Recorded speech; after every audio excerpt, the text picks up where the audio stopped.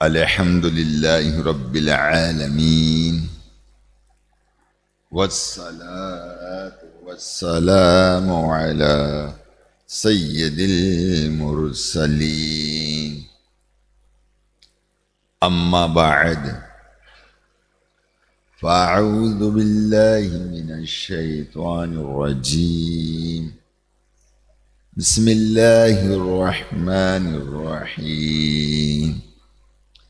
إن الله وملائكته يصلون على النبي يا أيها الذين آمنوا صلوا عليه وسلموا تسليما.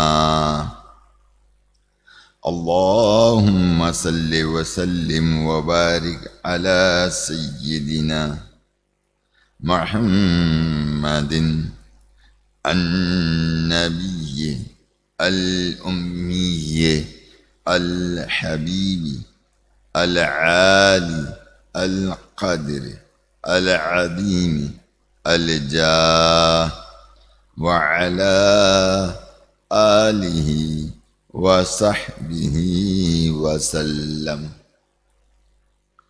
اللهم اغفر لأمة محمد صلى الله عليه وآله وسلم.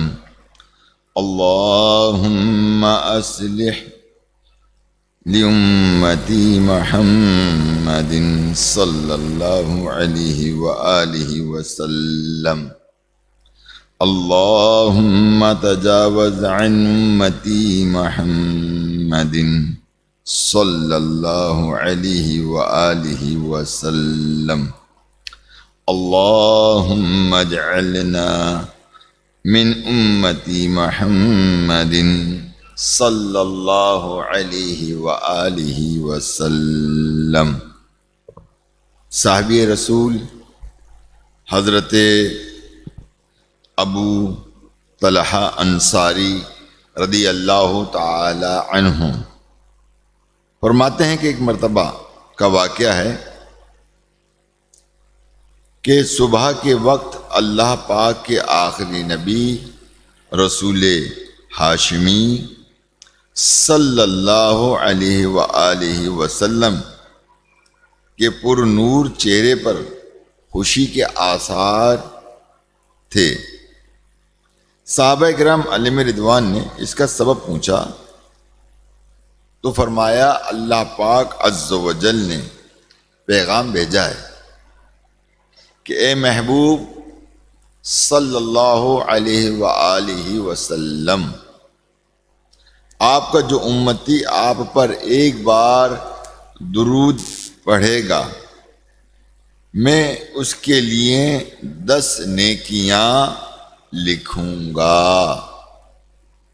اس کے 10 گناہ مٹا دوں گا، 10 درجات بلند فرماؤں گا اور اتنی ہی رحمت بھیجوں گا.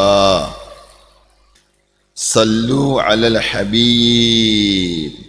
اللہم صلی وسلم وبارک علی سیدنا و مولانا محمد النبی الامی الحبیب العالی القدر العظیم الجاہ، وعلى آلہ وصحابہ وبارک وسلم. صلاۃ و سلاما علیک یا سیدی یا سیدی یا سیدی یا مکی یا مدنی یا عربی یا قریشی یا ہاشمی یا ملجائی یا طبیبی یا کریمی یا رسول اللہ. اللہ تبارک تعالیٰ ارشاد فرماتا ہے اولئک الذین اشتروا الضلالۃ بالہدی فما ربحت تجارتهم وما كانوا مہتدین. میرے میٹھے اور محترم اسلامی بھائیوں، اس آیت کریمہ میں منافقوں کی ایک حماقت اور بے وقوفی کا ذکر کیا گیا ہے، اور جو یہ ذکر کیا گیا ہے اگر اس کو اس زمانے کے اندر بھی دیکھا جائے، دنیا کے معاملات ہمارے ساتھ ہیں، تو ہمیں یہاں بہت کچھ سوچنے اور سمجھنے کی ضرورت ہے۔ اللہ تبارک و تعالی ارشاد فرماتا ہے کہ اولئک الذی، یہی وہ لوگ ہیں یعنی منافق جنہوں نے دل میں کفر چھپایا اور زبان سے کلمہ پڑھا، اشترا والدلالۃ بالہدی، جنہوں نے ہدایت کے بدلے گمراہی خرید لی۔ تو پیارے میٹھے محترم اسلامی بھائیوں، اللہ پاک کے آخری نبی رسول ہاشمی صلی اللہ علیہ وآلہ وسلم تشریف لے آئے، اعلان نبوت فرما دیا، معجزات دکھا دیے، قرآن کی آیات سنا دی، حق باطل واضح ہو گیا۔ اب منافقوں کے پاس دونوں راستے تھے، ہدایت حاصل کر کے جنت کے حقدار ہو جاتے اور باطل کی پیروی کر کے جہنم کے حقدار بن جاتے۔ یہ بدبخت کلمہ بھی پڑھتے تھے، انہوں نے آمنا باللہ وبالیوم الآخر یعنی ہم اللہ پر اور آخرت پر ایمان لائے بھی کہا کرتے تھے، یعنی پڑھا کرتے تھے۔ انہوں نے نمازیں بھی پڑھی، مسجد نبوی شریف میں حاضر بھی ہوئے، چہرہ مصطفیٰ صلی اللہ علیہ وآلہ وسلم کی زیارت بھی کرتے رہے۔ سرکار عالی وقار مکی مدنی تاجدار صلی اللہ علیہ وآلہ وسلم درس زندگی دیا کرتے تھے، یہ وہ درس بھی سنتے رہے۔ یہ سب وہی کام کرتے تھے جو صحابہ کرام علیہم رضوان کیے تو ہدایت کے ستارے بن گئے، اور منافقوں نے بھی یہی کام کیے، چاہتے تو یہ بھی جنت کے حقدار بن سکتے تھے۔ اشترا والدلالۃ بالہدی، کہ انہوں نے ہدایت کو چھوڑ کر گمراہی کو اختیار کیا، اسلام چھوڑا، کفر کا راستہ اختیار کیا، جنت کو چھوڑا، جہنم کا راستہ اختیار کیا، زبان سے کلمہ پڑھا مگر دل میں کفر چھپائے رکھا۔ فما ربحت تجارتہم، تو ان کی تجارت نے کوئی نفع نہ دیا، یعنی ان بدبختوں سے ہدایت کو چھوڑ کر جو گمراہی اختیار کی، ان کی اس سودا بازی، اس تجارت نے انہیں کوئی فائدہ نہیں پہنچایا۔ وما کانوا مہتدین، اور یہ لوگ راہ جانتے ہی نہیں تھے، یہ لوگ راہ جانتے ہی نہیں تھے۔ حقیقت تو یہ ہے کہ یہ منافق احمق و بے وقوف ہیں، اور یہ تجارت کرنا جانتے ہی نہیں تھے کہ دنیا میں تجارت کیسے کی جاتی ہے۔ اور ویسے بھی روایتوں میں بتایا جاتا ہے جب اللہ تعالیٰ کسی سے دین لیتا ہے تو عقل بھی اس سے لے لیتا ہے۔ اسی طرح آخرت کی تجارت کیسے کرنی چاہیے، اس کا انہیں طریقہ ہی نہیں آتا تھا۔ انہوں نے گھاٹے کا سودا کر لیا اور جنت میں جا سکتے تھے، انہوں نے جہنم کو اختیار کر لیا۔ دیکھیے کہ ان لوگوں نے اللہ کے نبی علیہ الصلاۃ والسلام کی بھی زیارت کرتے رہے، ان کی صحبت میں بھی بیٹھتے رہے، قرآن و حدیث کو بھی سنتے رہے، مگر دل کے اندر بغض رکھا۔ کیا رکھا؟ بغض رکھا، ایمان نہ رکھا، بظاہر اپنے آپ کو جو ہے وہ مسلمان ظاہر کرتے رہے، اور ہدایت انہوں نے حاصل نہیں کی، جس کی بنا پر یہ منافق کہلائے۔ اور اگر آج بھی ہم اس دور میں دیکھتے ہیں کہ ہم قرآن کو بھی سنتے ہیں، حضور علیہ الصلاۃ والسلام کی تعلیمات یعنی آپ کی حدیث مبارکہ بھی سنتے ہیں، ان سے ہم کوئی سبق حاصل نہیں کرتے۔ ہاں اتنا ضرور ہے کہ وہ بغض رکھا کرتے تھے، دل میں کفر رکھتے تھے، مگر ہمارے دل میں کفر نہیں ہے، مگر منافقوں جیسی علامات ہمارے اندر پائی جاتی ہے جو انتہائی خطرناک ہے، جو ہمیں نیک عمل نہیں کرنے دیتی، ہمیں مصلی پر کھڑا ہونے نہیں دیتی، ہمیں اپنے ایمان کی حفاظت کی بھی کوئی فکر نہیں کہ اللہ تبارک و تعالیٰ جو ارشاد فرما رہا ہے اشتروا الضلالۃ بالہدی، کہ جنہوں نے ہدایت کے بدلے گمراہی خرید لی، اگر دیکھا جائے تو یہ حالت ہمارے اندر بھی پائی جا رہی ہے۔ انہوں نے اپنے دل کی دنیا کے لیے ہدایت کی جگہ گمراہی کو خرید لیا۔ آج ہم دنیا کے خاطر نہ جانے کیا کچھ کرنے کے لیے تیار ہیں، اور آج دنیا کی ذلیل دولت حاصل کرنے کے لیے، دنیا کی جھوٹی عزت حاصل کرنے کے لیے۔ آپ کہو گے کہ واقعی جھوٹی عزت کیسے؟ یہ بات ہماری سمجھ میں نہیں آتی۔ حقیقت یہ کہ دنیا میں انسان ایک عزت حاصل کرتا ہے، اور یہ حقیقی عزت تو جب قائم و دائم رہے گی کہ جب بندہ مرنے کے بعد میدان محشر میں پہنچے گا، اور پہنچنے کے بعد وہاں پر بھی اگر اس کی عزت رہے گی تو یہی حقیقی عزت ہے۔ مگر دنیا میں جو عزت ہے اور آخرت میں اس کی عزت نہ ہو تو وہ تمام عزت جو ہے وہ جھوٹی عزت ہے۔ تو پیارے اسلامی بھائیوں، معلوم ہوا کہ منافقوں کا ایک عیب ہے کہ ان کے بے وقوفی ہے کہ یہ دنیا کی تجارت اگرچہ جانتے ہوں مگر آخرت کی تجارت کرنا نہیں جانتے، گھاٹے کا سودا کر لیتے ہیں۔ ہم اللہ پاک کے فضل سے مسلمان ہیں، منافق نہیں، اس لیے ہمیں چاہیے کہ منافقوں والی اس حماقت سے بچتے رہیں۔ ہمیں دکان چلانی آنی چاہیے، پیسے کما لیتے ہیں، گھر چلا لیتے ہیں، ایک کے 10 اور 10 کے 100 اور 100 کے 1000 بھی بنا لیتے ہیں۔ یہ اپنی جگہ ایک درست بات ہی صحیح، البتہ ہمیں آخرت کی تجارت بھی کرنی چاہیے۔ جیسے ہم دکان چلانے کا کاروبار کرنے میں ماہر ہیں، دنیا کمانے کا ایک سے ایک طریقہ جانتے ہیں، اسی طرح جنت کمانے کے طریقے بھی ہمیں آنا چاہیے۔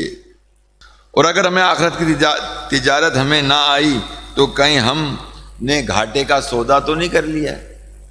بعض دفعہ دنیا کی تجارت میں نقصان انسان کو ہو جاتا ہے، مگر کچھ وقت کے بعد وہ بھی پورا کر لیا جاتا ہے۔ مگر کبھی ایسا نقصان ہوتا ہے کہ سب کچھ جل کے راکھ ہو جاتا ہے اور پھر کچھ بھی ہاتھ میں نہیں ہوتا۔ اور جب ایسا ہوتا ہے تو پھر دل کی دنیا تبدیل ہو جاتی ہے، دل کی کیفیات تبدیل ہو جاتی ہے، اور انسان جو ہے وہ بہت زیادہ تکالیفوں کا شکار ہو جاتا ہے اور ڈپریشن کا شکار ہو جاتا ہے جب انسان کو نقصان پہنچتا ہے۔ تو اسی طرح میرے پیارے اسلامی بھائیو، یہ دنیا فانی ہے، دنیا میں تمام چیزیں فانی ہیں۔ اگر ایمان سلامت لے کر دنیا سے چلے گئے تو ٹھیک ہے، اور نہیں تو پھر قبر کے اندر جو ہم نے آخرت کی تجارت نہیں کی ہے، کچھ حاصل نہیں کیا ہے، تو سوچ لیجئے کہ پھر اس وقت ہاتھ ملنے سے کوئی فائدہ حاصل نہیں ہوگا۔ اللہ کریم ہے، بڑا فضل ہے، بڑا افضل ہے۔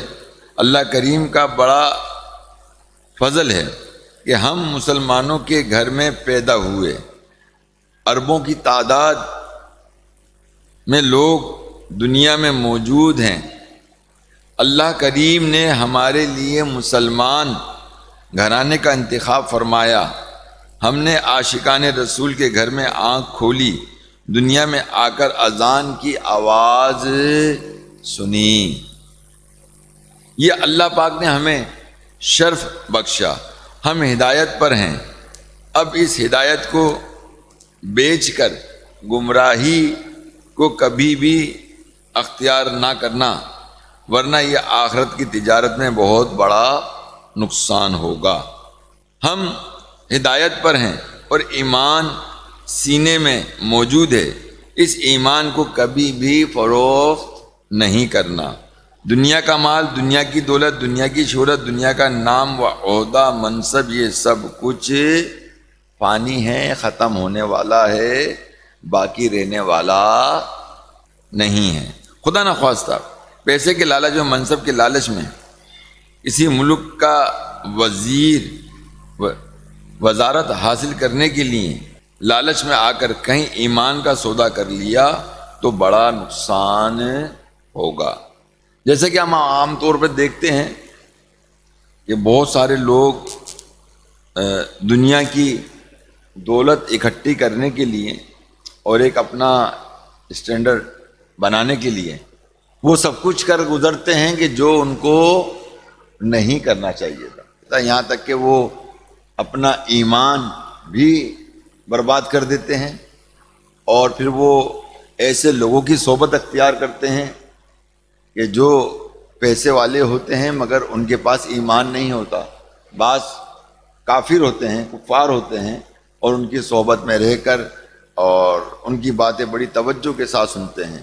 اس کے برعکس آپ دیکھ لیجئے، ہم قرآن و حدیث کی بات، کوئی بھی بات توجہ سے ہم سننے کے لیے تیار نظر نہیں آتے، نہ قلبی طور پہ تیار نظر آتے ہیں، نہ ذہنی طور پہ تیار نظر آتے ہیں، اور نہ ہی عمل کے حوالے سے تیار نظر آتے ہیں۔ آپ کو یہ نہیں معلوم کہ جو اللہ تبارک و تعالیٰ نے ہمیں ایمان کی دولت دی ہے، یہ دنیا کی تمام دولت سے بڑھ کر دولت ہے۔ اگر یہ دولت ہمارے ہاتھ سے نکل گئی تو یہ بات یاد رکھیے گا کہ پھر ہم کہیں کے بھی نہیں رہیں گے۔ اور آپ دیکھ لیجئے کہ جو اتنے پیسے والے ہوتے ہیں، کروڑ پتی ہوتے ہیں، کھرب پتی ہوتے ہیں، وہ کسی دیندار کو پسند نہیں کرتے اور اس سے وہ کراہت محسوس کرتے ہیں، باتوں کو سننا وہ پسند نہیں کرتے۔ برعکس اگر اس کے علاوہ اگر کوئی اور شخص ہو اور دنیا کے حوالے سے اور دنیا کے مال و متاع حاصل کرنے کے حوالے سے اگر وہ گفتگو کرتا ہے تو بڑی توجہ کے ساتھ اس کی بات سنی جاتی ہے، اس پر عمل کیا جاتا ہے۔ اور اس کے برعکس جو دل کے کالے ہوتے ہیں، یعنی جنہیں ہم عام طور پہ کہتے ہیں کہ گورے آئے ہوئے ہیں، اب ان کے درمیان میٹنگیں ہوتی ہیں، گفتگو ہوتی ہے، تو بڑا دل دماغ کے ساتھ جو ہے وہ لوگ ان کے سامنے بیٹھتے ہیں اور ان کی میٹنگ میں شرکت کرتے ہیں اور ان کی باتوں پر توجہ دیتے ہیں۔ جبکہ یہ تمام توجہات ہمیں قرآن و حدیث پہ دینا چاہیے، کیونکہ کوئی بھی زندگی کا پہلو، زندگی کے معمولات قرآن و حدیث سے ہٹ کر ہرگز نہیں ہے۔ اس لیے یہ بتایا جا رہا ہے کہ جو ہم تجارت کرنے جا رہے ہیں تو کہیں یہ تجارت کے سبب ہم کہیں گمراہی کے راستہ اختیار نہ کر لیں، گمراہی کا راستہ اختیار نہ کر لیں کہ جس کی بنا پر جو ہے بندہ کافر ہو جائے۔ اور آج بندہ جو ہے وہ دنیا کی شہرت حاصل کرنے کے لیے، دنیا کی دولت حاصل کرنے کے لیے، دنیا کا منصب حاصل کرنے کے لیے، دنیا کی وزارتیں حاصل کرنے کے لیے اپنا ایمان، اور اگر کسی کافر کے عشق میں گرفتار ہو جائیں تو اس عشق کی بنیاد پر جو ہے لوگ اپنا ایمان بیچ ڈالتے ہیں، گمراہی والا راستہ اختیار کر لیتے ہیں۔ اور یہ بات یاد رکھیے کہ دنیا ایک دن ختم ہو جانی ہے، باقی رہنے والی جو چیز ہے ہمیں وہاں توجہ دینی چاہیے، وہاں ہمیں فکر کرنا چاہیے کہ یہ باقی رہنے والی چیزیں، آیا اس باقی رہنے پر ہم نے اس کے لیے کیا عمل کیا۔ میرے میٹھے محترم اسلامی بھائیوں، ایسے متعدد واقعات ہیں کہ جو ہمارے پاؤں سے زمین نکال دیتے ہیں، نیکوکار ہونے کے باوجود، عبادت گزار ہونے کے باوجود بندہ جو ہے کفر کے راستے پر چلا جاتا ہے۔ تو اللہ تبارک و تعالیٰ سے ڈرنا چاہیے۔ اور آج انسان کیوں کفر کی طرف چلا جاتا ہے؟ در حقیقت میں اللہ تعالیٰ سے وہ حقیقی ڈر و خوف ہمارے دلوں میں نہیں ہے جس کا اللہ تعالیٰ نے ہمیں حکم دیا۔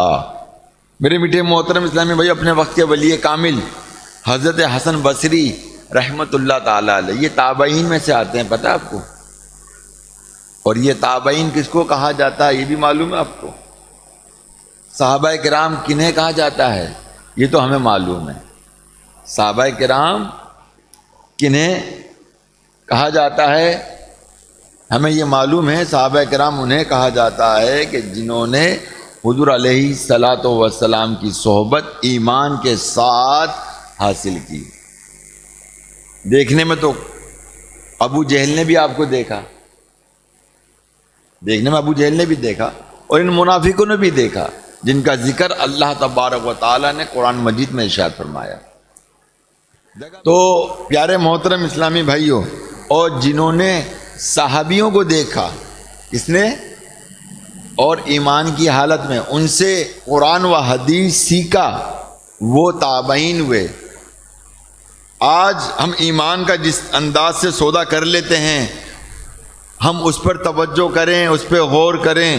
دیکھیے کہ اپنے وقت کے ولی کامل حضرت حسن بصری رحمۃ اللہ تعالی علیہ کے دور مبارک کا ایک واقعہ ہے کہ بڑا عبرتناک اور سبق آموز ہے کہ ایک مرتبہ آپ رحمۃ اللہ تعالی علیہ تشریف فرما تھے۔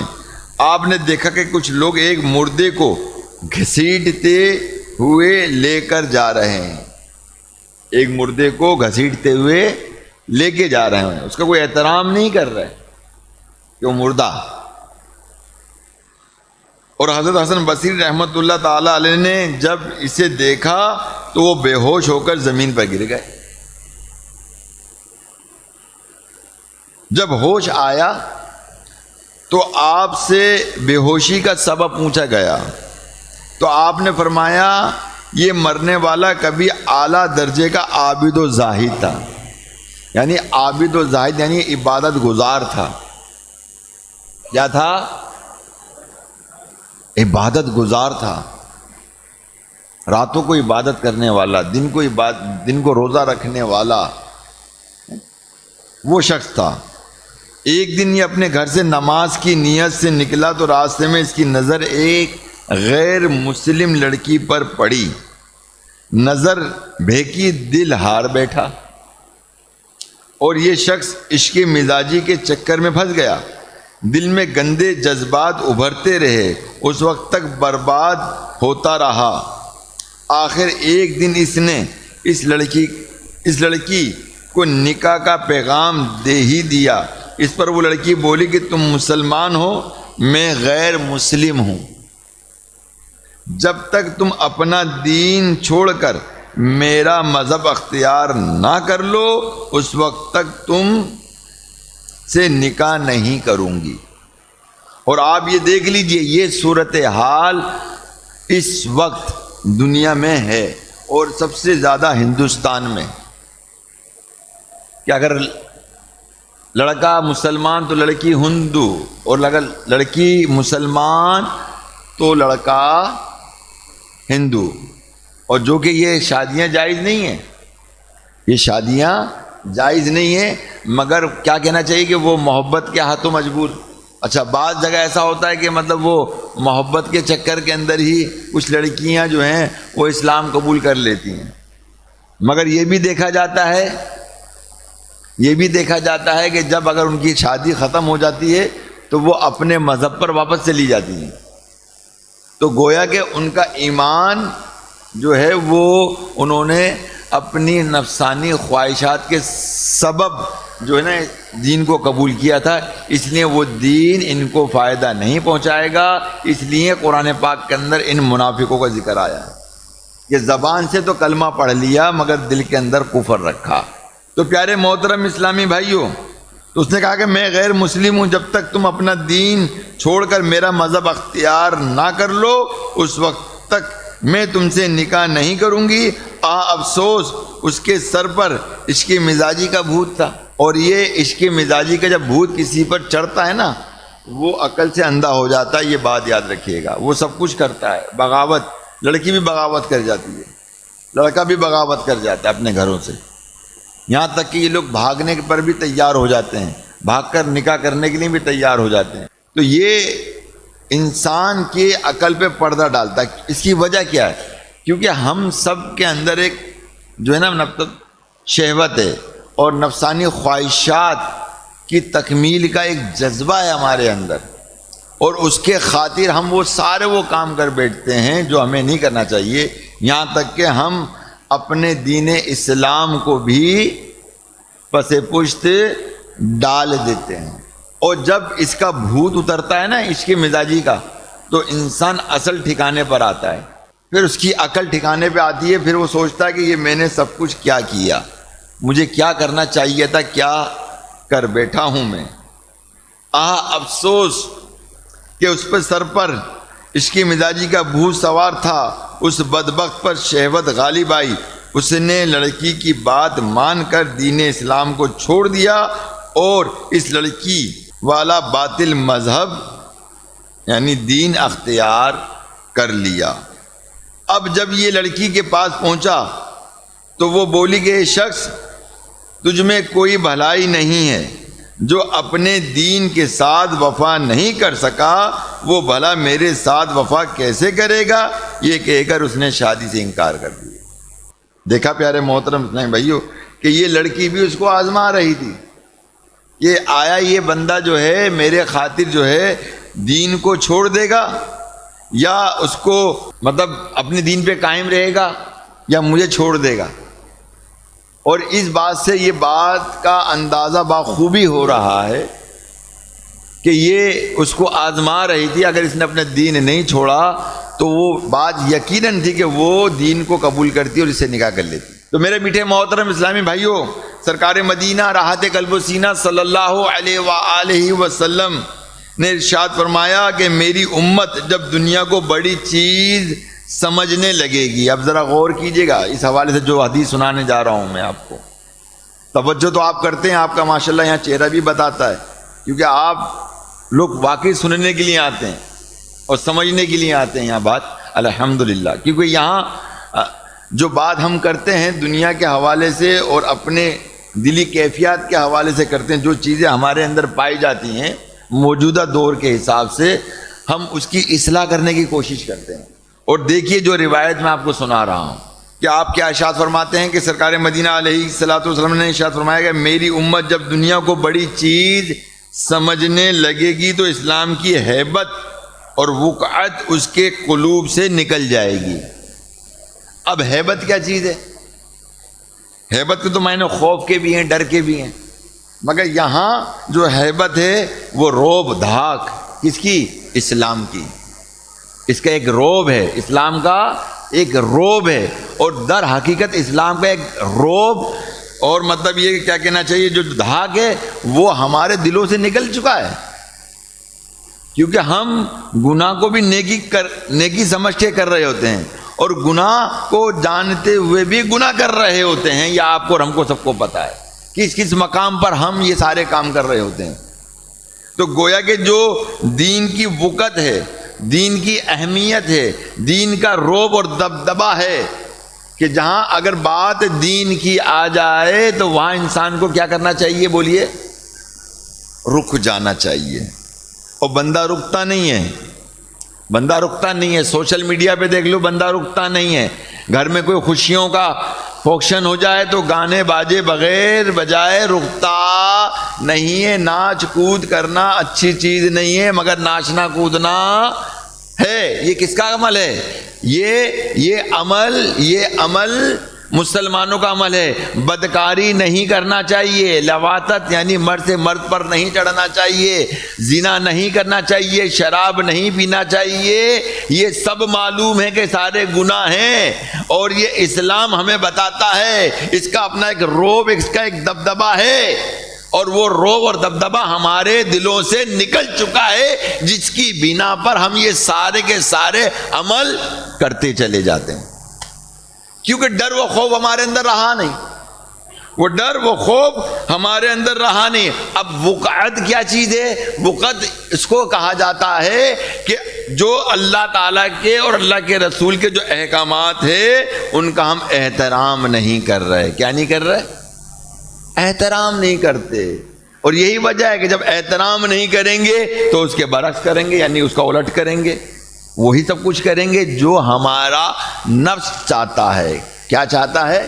ہمارا نفس چاہتا ہے کہ برائی کو دیکھنا تو برائی دیکھیں گے، قرآن کو دیکھنے کو نفس نہیں چاہتا، قرآن کو کھول کر پڑھنے کو نفس نہیں چاہتا، ارے بھائی 5 وقت نماز پڑھنے کو نفس نہیں چاہتا۔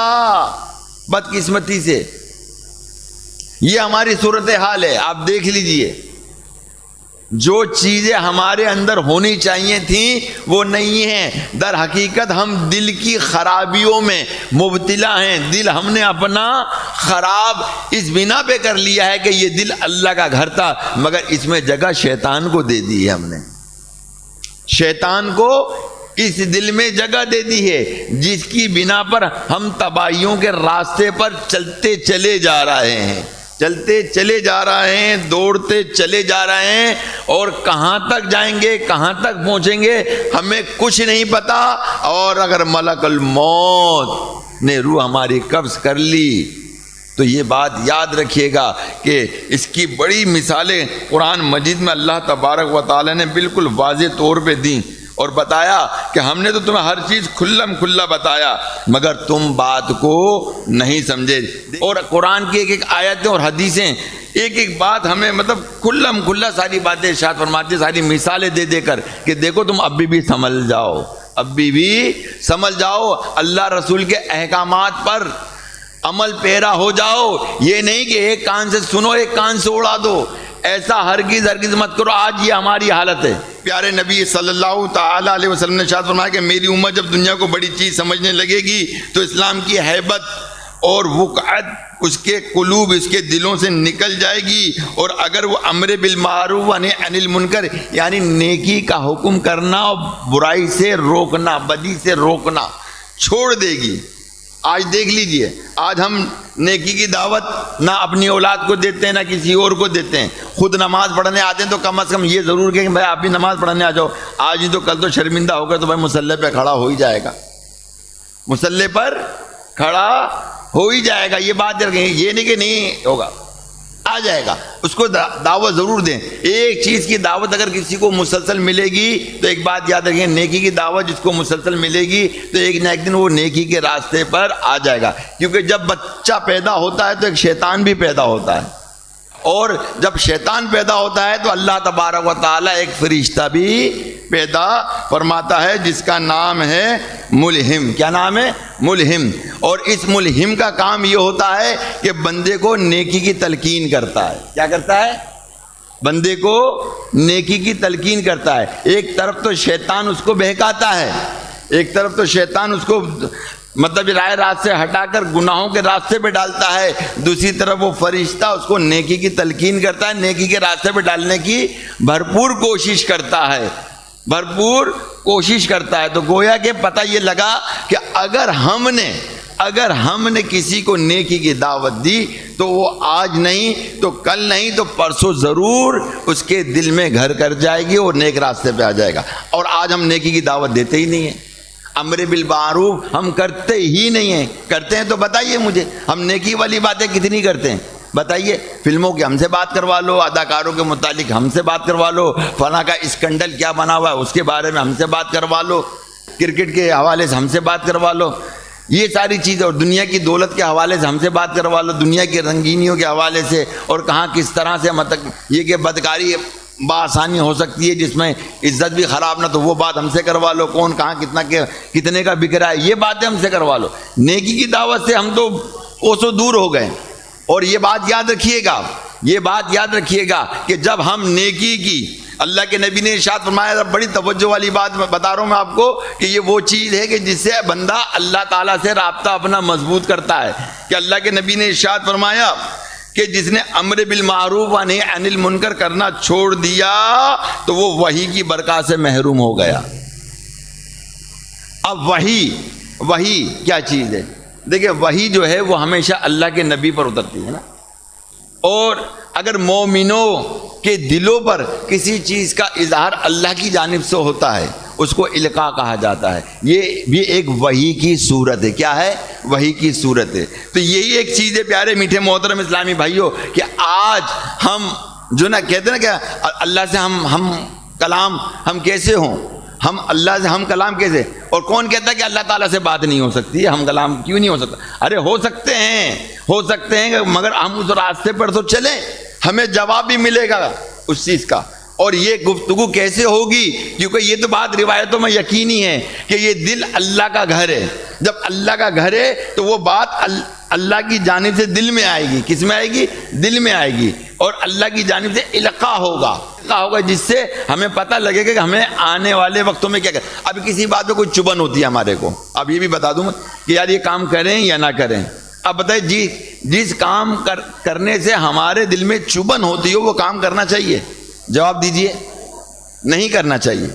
جس کام میں ہمیں چبھن ہو، کیونکہ اکثر لوگ کہتے ہیں یار مجھے استخارہ کر دیجئے، یار یہ کام ہے میرے کو چبھن ہے، تو میں چھوٹتے کہتا ہوں استخارہ کرنے کی ضرورت ہی نہیں ہے، استخارہ سمجھو کہ ہو گیا، کیونکہ حدیث پاک ہے سرکار مدینہ علیہ الصلوۃ والسلام نے ارشاد فرمایا کہ جس کام میں تمہارے اندر چبھن پیدا ہو اس کام کو چھوڑ دو، مت کرو اس کام کو ہرگز نہ کرو۔ تو لہذا میرے میٹھے محترم اسلامی بھائی ذرا غور کر لیجئے کہ جو دل میں کوئی بات پیدا ہوتی ہے اور جو ہم اللہ تعالیٰ کی بارگاہ میں دعائیں کر کر کے اپنے دلوں پہ سکون اور اطمینان کر سکتے ہیں، تو پھر ہم امر بالمعروف و نہی عن المنکر یعنی نیکی کی دعوت جو ہے وہ ہم دینا شروع کر دیں۔ اور آگے ارشاد ہوتا ہے کہ اور جب آپس میں گالی گلوچ کرنے لگے تو اللہ عز و جل کی نگاہ سے گر جائے گی۔ اب پوری حدیث سن لیجئے، میں سناتا چلتا ہوں آپ کو پوری حدیث، اور دل کے مدنی گلدستے میں سجا لیجئے کہ دیکھیے کہ سرکار مدینہ صلی اللہ تعالی علیہ وسلم نے ارشاد فرمایا کہ میری امت جب دنیا کو بڑی چیز سمجھنے لگے گی تو اسلام کی ہیبت یعنی اس کا رعب، دبدبہ، اور وقعت یعنی احکامات کے احترام اس کے دل سے نکل جائے گی، اور امر بالمعروف و نہی عن المنکر کرنا چھوڑ دے گی تو وحی کی برکات سے محروم ہو جائے گی، اور جب آپس میں گالی گلوچ کرنے لگے گی تو اللہ عز و جل کی نگاہ سے گر جائے گی۔ تو لہذا میرے میٹھے محترم اسلامی بھائیوں، خدا را اپنے آپ کو دنیا میں رہ کر تباہیوں سے محفوظ فرمائیے، کیونکہ تباہی کے راستے تو بہت سارے ہیں۔ آئیے ایک روایت اور سناتا چلوں۔ حضرت ابو امامہ بحالی رضی اللہ تعالی عنہ سے روایت ہے کہ سرکار مدینہ علیہ الصلوۃ والسلام کی بعثت ہوئی تو ابلیس کے لشکر اس کے پاس آئے، یعنی شیطان کے سردار کے پاس آئے اور جمع ہونے لگے اور کہنے لگے کہ ایک نبی کی بعثت ہوئی ہے اور ایک امت پیدا کی گئی ہے، اس نے کہا کیا وہ دنیا سے محبت رکھتے ہیں؟ کیا کہا؟ کیا وہ دنیا سے محبت رکھتے ہیں؟ تو انہوں نے کہا کہ ہاں۔ تو کہنے لگا کہ اگر وہ دنیا سے محبت رکھتے ہیں تو چندہ پھر پرواہ نہیں۔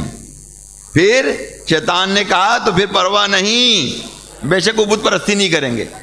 اللہ کے نبی دنیا میں تشریف لے آئے، حق اور باطل کی تمیز اللہ کے نبی نے کرا دی کہ بے شک اب یہ بت پرستی انہوں نے چھوڑ دی ہے، بت پرستی نہیں کریں گے۔ میں 3 باتیں لے کر صبح و شام ان کے پاس جاؤں گا۔ کتنی باتیں؟ شیطان کے 3 باتیں میں ان کے پاس صبح شام لے کے جاؤں گا۔ نمبر 1، غلط طریقے سے مال کھائیں، غلط طریقے سے مال کھائیں، ڈنڈی مار کے مال کھائیں، رشوت کے ذریعے مال کھائیں، بہت ساری چیزیں آپ اس کو تمیز باندھتے رہیے ہم وہ کس طرح سے، کہاں پہ حلال ہوتا ہے مال، کہاں حرام ہوتا ہے، یہ تو آپ بخوبی سبھی جانتے ہیں، پہچانتے ہیں یار، کون سا کام کرنا حلال ہے، کون سا کام کرنا حرام ہے۔ شراب کی دکانیں کھول کر مطلب شراب بیچنا یہ بھی حلال نہیں ہے، اس کی کمائی بھی حلال نہیں ہے۔ اسی طرح سود کا کاروبار کرنا، سود لکھنا لکھانا ہے نا، یہ بھی حلال کام نہیں ہے، یہ بھی حلال کام نہیں ہے۔ ڈنڈی مارنا کر مطلب یہ کہ یہ حلال کام نہیں ہے۔ اور کیجئے کہ شیطان کہہ رہا ہے کہ غلط طریقے سے مال کھائیں۔ نمبر 2، غلط راستے پر مال خرچ کریں، غلط راستے پر ہے نا، بری جگہوں پہ مال خرچ کریں. دیکھیں آپ گناہوں پہ انسان فٹافٹ کرتا ہے، مگر نیکی والے اس سے ہوتا نہیں. اس کا پریکٹیکل تو آپ مسجد میں دیکھ لیں نا. آپ مسجد میں دیکھ لیں، مسجد میں چندہ کتنا ہوتا ہے، مسجد میں چندہ کتنا ہوتا ہے. ایک تو ہمارے اندر خرابیاں پیدا ہیں، یار چندہ کوئی کھا جاتا ہے، پی جاتا ہے یا اس طرح. ارے تم نے کیا کرنا، جو کھاتا ہے وہ مجرم ہے یار. آپ تھوڑی مجرم بنو گے. آپ تو رائے خدا میں آپ نے دیا، آپ کو رائے خدا کا 100% ثواب ملے گا. سمجھے نا، آپ کو 100% ثواب ملے گا. یہ در حقیقت میں شیطان کی طرف سے ہمارے دل دماغ میں ایک وسوسہ ہے، تاکہ ہم جو ہے نا رائے خدا میں کم سے کم دیں، کم سے کم دیں. ہم رائے خدا میں کم سے کم دیں. رائے خدا میں ہم کتنا نکالتے ہیں. اس کے برعکس ابھی ہم گانے کا فنکشن کر لیں، کیا خیال ہے، کر لیں، بلا لیں گلوکاروں کو ہے نا، اور ڈانسروں کو بلا لیں، ڈانسراؤں کو سب کو بلا لیں، طوائفوں کو بلا لیں، اور پھر دیکھیں لاکھوں روپے خرچ کر دیں گے آپ، اور بڑے مزے کے ساتھ کریں گے. اور اگر کوئی عیاشی کا سامان خریدنا ہے تو اس پہ بھی لاکھوں روپے بڑی آسانی سے خرچ کریں گے. تو اس لیے شیطان کہہ رہا ہے کہ غلط راستے پہ خرچ کرنا. یہ 3 باتیں لے کے جاؤں گا. نمبر 1 کہ غلط طریقے سے مال کھائیں. نمبر 2 کہ غلط راستے پر خرچ کریں، خرچ کریں. اور نمبر 3 اہل حقوق پر خرچ نہ کریں. اہل حقوق کون؟ گھر والے. اب گھر والوں پہ خرچہ ہوتا ہے، ہر وقت خرچہ مانگتے رہتے، اس پر ہماری کیفیت کیا ہوتی ہے. ٹھیک ہے، گھر کا خرچہ بھی کنٹرول کے حساب سے ہونا چاہیے نا. خرچہ کنٹرول، یعنی آپ کا خرچہ جو ہے وہ آپ نے 1000 روپے خرچہ کرنا ہے گھر کے اندر. یہی میری کیپیسٹی ہے، اس سے زیادہ میری کیپیسٹی نہیں ہے کہ میں 1000 سے اوپر خرچہ کروں. تو اب گھر کی خاتون کو بھی چاہیے کہ وہ اس سے اوپر نہ جائے، وہ اسی کے رینج میں اسی کو یوٹیلائز کرے. ہم نے اسی میں اپنا وقت گزارنا ہے. میں مثال دے رہا ہوں، اسی میں ہم نے اپنا وقت گزارنا ہے. کوئی 25,000 روپے کما رہا ہے، کوئی 50,000 روپے کما رہا ہے، کوئی لاکھ روپے کما رہا ہے. جو جیسا خرچہ ہے اس کو اسی رینج میں رہ کر، اس سے اوپر نہ جائے. اس سے اوپر جائے گا تو غلط راستہ اختیار کرے گا. کیا خیال ہے، کہاں سے لائے گا؟ غلط راستے سے لائے گا نا پیسہ. کوئی آسمان سے ٹپک تھوڑی رہا اس کے پاس پیسہ.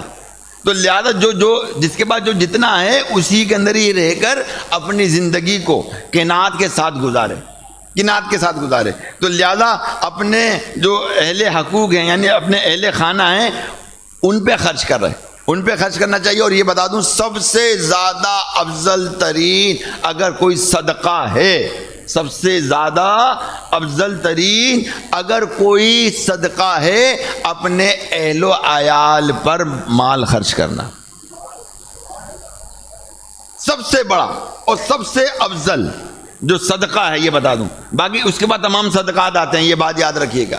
اس کے بعد یہ تمام صدقات آتے ہیں. تو آپ ذرا اپنا مشاہدہ کر لیجئے. گھر میں جب پیسہ مانگا جاتا ہے تو ہماری کیفیت کیا ہوتی ہے. بھائی خرچہ دے تو دیا مہینہ، پھر خرچہ ختم ہو گیا تمہارا، پھر کیفیت دیکھو کیا ہوتی ہے پھر ہماری. اب یہ گھر کی جو خواتین ہیں تو ان کو بھی چاہیے کہ ہم اپنے شوہر کی کمائی کو یوٹیلائز کریں. ایسا نہیں کہ ہم اس سے اوپر جائیں. اوپر جائیں گے تو خود بھی پریشان ہوں گے، اپنے شوہر کو بھی پریشان کریں گے. ٹھیک ہے نا. تو لہذا کیا کہا شیطان نے کہ اہل حقوق پر خرچ نہ کریں. اور پھر کہا مزید، یہیں سے ہی تمام شرارتیں پیدا ہوں گی. کیا ہوں گی؟ یہیں سے تمام شرارتیں پیدا ہوں گی پیدا. تو لہذا میرے میٹھے محترم اسلامی بھائیوں، دنیا کی تباہیاں کے حوالے سے بہت کچھ ہے، بہت کچھ ہے.